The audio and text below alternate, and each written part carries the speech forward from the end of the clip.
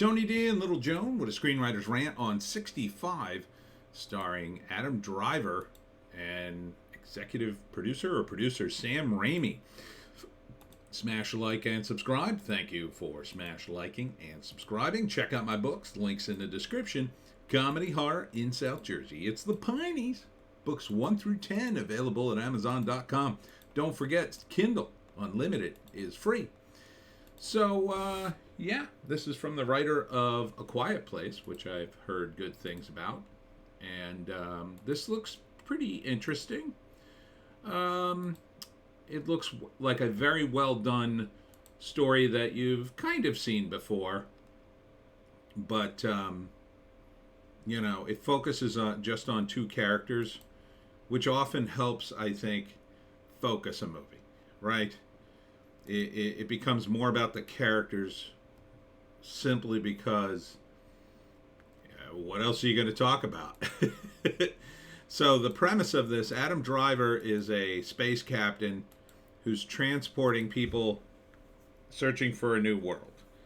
And in that process, he crashes and ends up on a planet, and the only other survivor is a little girl. And so the big reveal is that they're on prehistoric Earth. Or a prehistoric Earth? I'm not sure if it's a prehistoric. I think it says prehistoric Earth. Yeah, because it's... So they are not human, or they are the humans that existed long before. So I guess the premise is it's, humans existed in the galaxy millions and millions of years ago, right?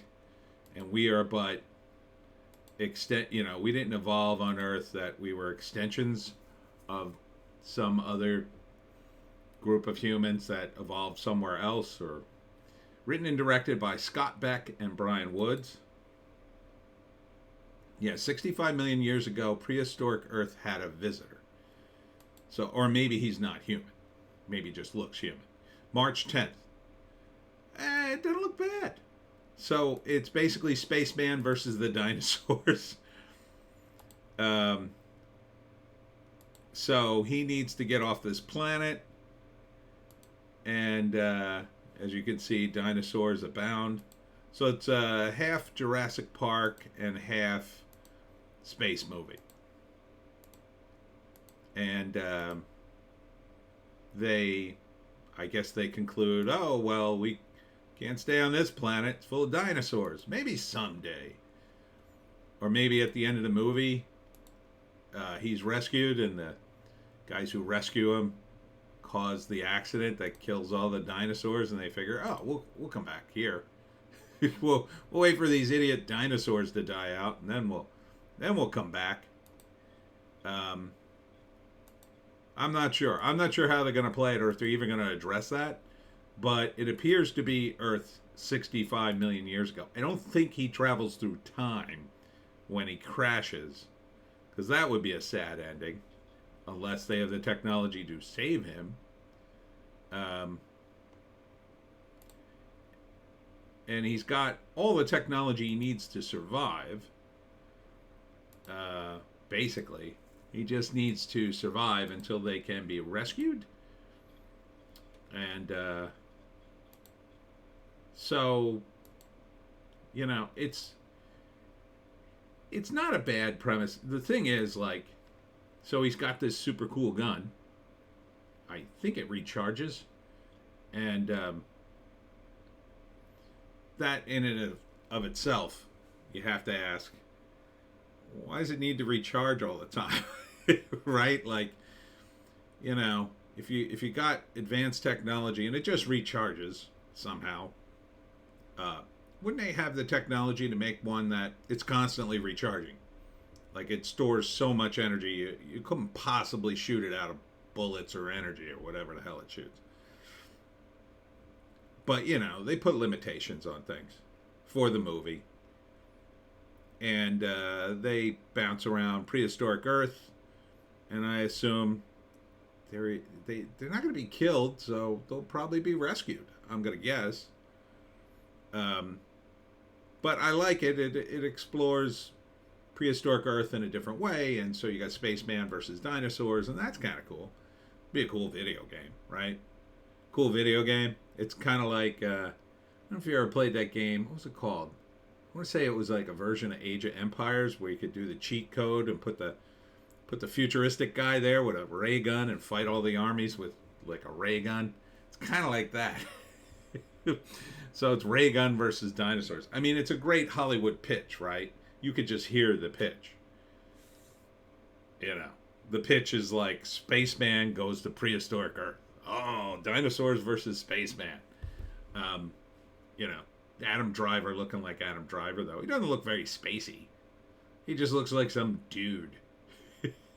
You know, the long hair kind of doesn't make it very spacey for me, and the beard. I don't know.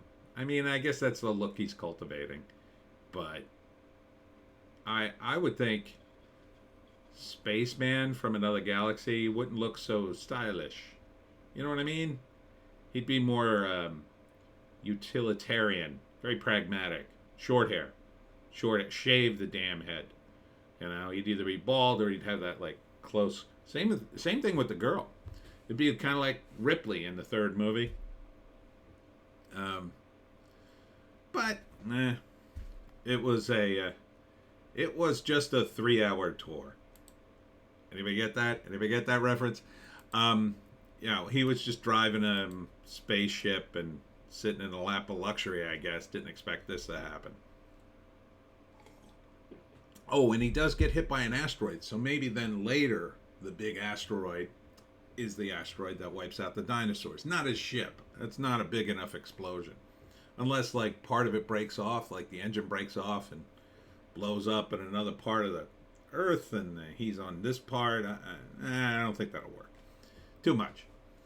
But when I see this, you know, I wouldn't mind seeing it. It doesn't look bad. I mean, Sam Raimi. Look, I like Sam Raimi a lot. I like a lot of his TV shows. I, of course, love The Evil Dead. A few other things he's done. But I also am really annoyed about certain things he's done. Spider-Man 3, Drag Me to Hell, a couple others. You know, as much as I love his stuff, I kind of hate the other stuff. So, he's not directing it, but, I mean, he doesn't have bad taste in story. He's a little more story-focused than a lot of guys, I think. So I think this could be good. So first act would be floating around in space. Oh, no, asteroid. It's going to hit... Where'd this come from? And in space.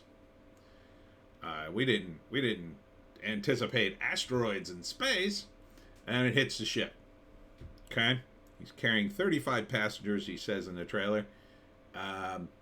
Big explosions. I gotta steer to a planet. He finds Earth, goes down to the planet. I guess in the opening sequence, you see our galaxy, and you go, "Oh, he's landing on Earth." And I guess, and they're kind of giving it away with the title and the promotion, but I would imagine the way you would set it up if you didn't know anything about this movie, and you shouldn't call it 65, by the way, but you would set it up in such a way that you don't know what planet you're on until the dinosaurs start showing up. And then you realize, oh. But I guess it's hard to do that without the marketing people giving away your whole damn story. But you see, like, our solar system on his map or whatever, or his electronic map as he's crashing. Oh, the third planet from the star. I'll go to that one. And he crashes, survives, but the ship is wrecked, right? Ship is wrecked. So he sends out his little distress call, starts farting around looking for other survivors. Somehow he only finds one out of the 35. Again, all that technology. So he finds her, says, okay, we've crash landed, and it's just you and me on this planet. And that's first act. So second act is they're surviving, get a sort of tally of the stuff he has. For some reason, they move into a cave. I guess the dinosaurs won't leave him alone. Not sure why. Again, technology. Why wouldn't you have the technology to, like, I don't know, set off something that the dinosaurs would go, oh, that's irritating, and they would leave you alone. But maybe you don't expect to be stranded on a planet full of dinosaurs, I guess. And no robots, so they keep getting attacked by the dinosaurs, and eventually, I guess they wreck whatever's left of the ship enough that he's down to sleeping in a cave in one sequence of the trailer later on here. And then, he's fighting dinosaurs left and right. The upshot, of course, is they find out a breathable atmosphere, you can drink the water with a little filtration, and, it's not as hot as I would expect prehistoric Earth to be.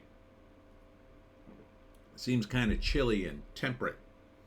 Would have thought it would have been much more tropical in that era, but I'm a little behind on my Jurassic knowledge at the moment. But anyhow, he ends up fighting a ton of dinosaurs. And that's most of the second act. Him fighting dinosaurs, them just surviving.